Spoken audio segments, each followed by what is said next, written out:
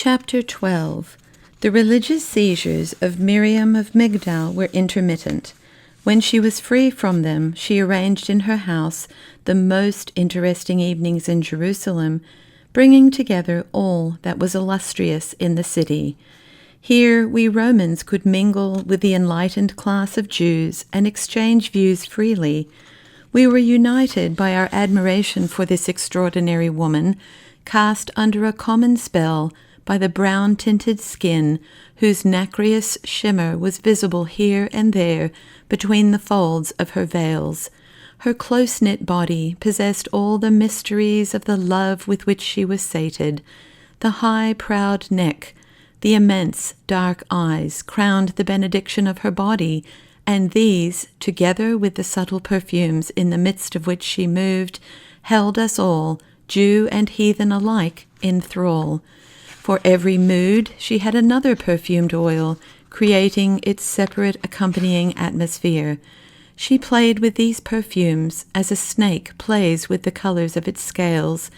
When she fell into dejection in the first onset of an approaching religious seizure, her presence exhaled deep, quiet scent of heliotrope and iris, which threw a shadow on the spirit. When she wished to transmit to others a mood of delicate modesty, she used an essence of innocent and refreshing violets, mingled with lilies of the valley, reminiscent of spring showers.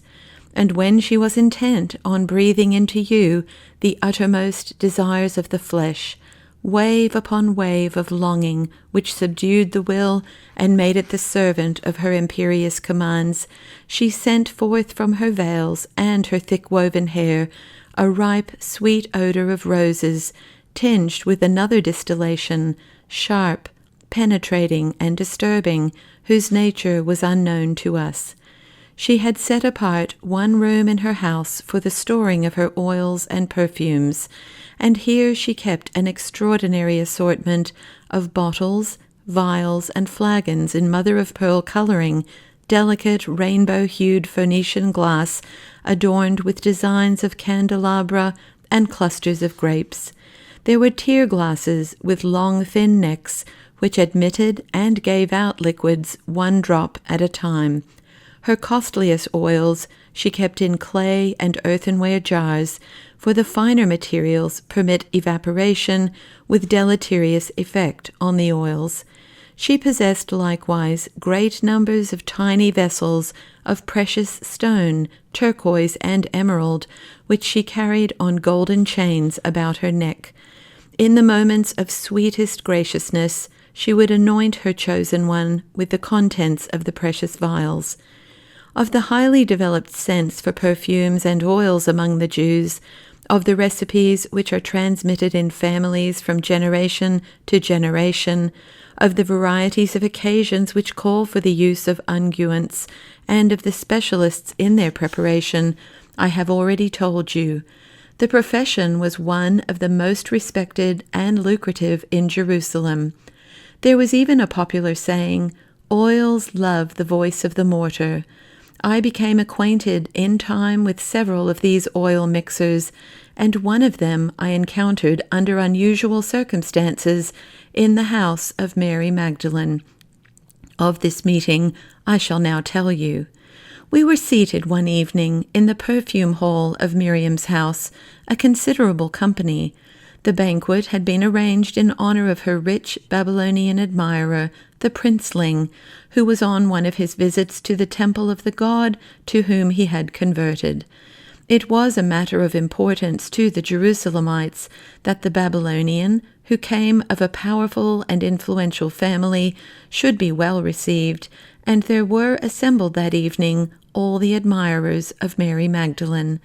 2 of the sons of Haman came, and with them several rich young men of the city, among them the son of the wealthy Kalman.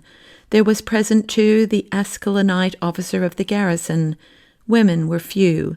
Miriam did not like the company of women, but she had invited for the evening little Abishaleg, for whom she had developed a warm friendship, and 1 or 2 other young girls. She loved to be surrounded by youth, which was one of the reasons why she did not keep in her house Greek and Egyptian musicians, as was the custom in all the distinguished houses in Jerusalem.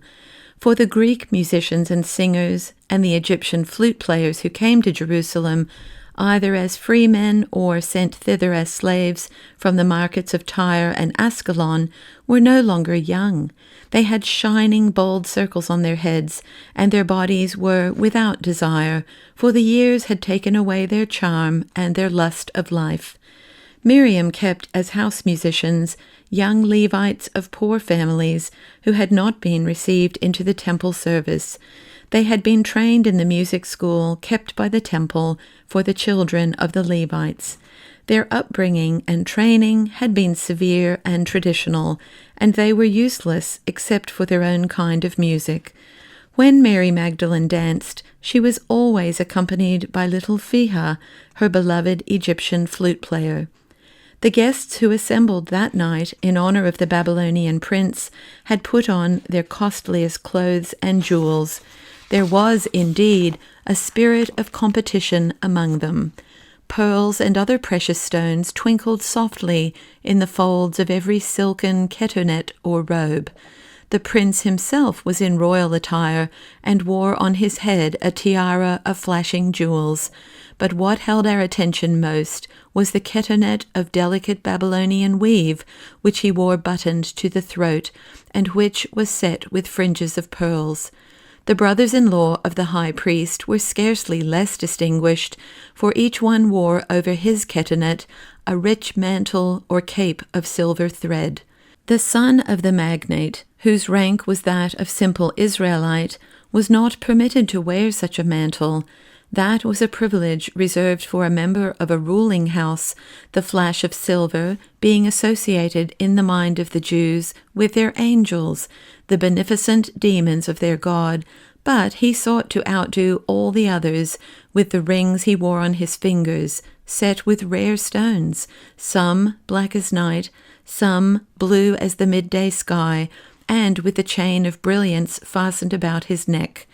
The glitter of the stones dominated the room, and all of us considered this display of riches on the part of a parvenu in very poor taste. We, the Romans, came in our centurion uniforms and in breastplates on which were displayed our medals, but we wore these only during the formal part of the banquet. Later, when Miriam danced for us, and when the company relaxed from its stiffness and tension, the prince removed the diadem from his brow, the priestly scions their silver capes, while we Romans had the servants undo our breastplates and take away our togas so that we remained in our tunics. For the house was hot with the mists which drifted from the glowing censers.